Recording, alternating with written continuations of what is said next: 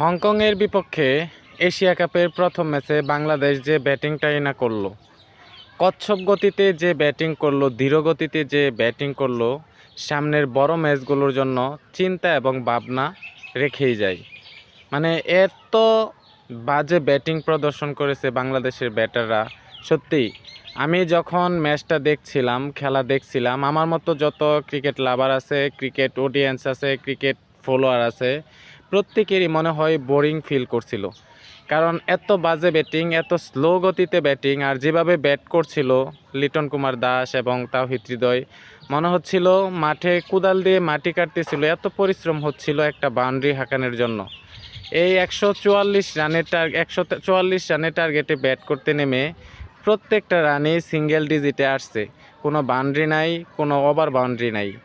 এত বাজে ব্যাটিং, আসলে বাংলাদেশ পরের রাউন্ডে যেতে পারবে কি না, সেমিফাইনাল খেলতে পারবে কি না, সেটার প্রশ্ন থেকেই যায়।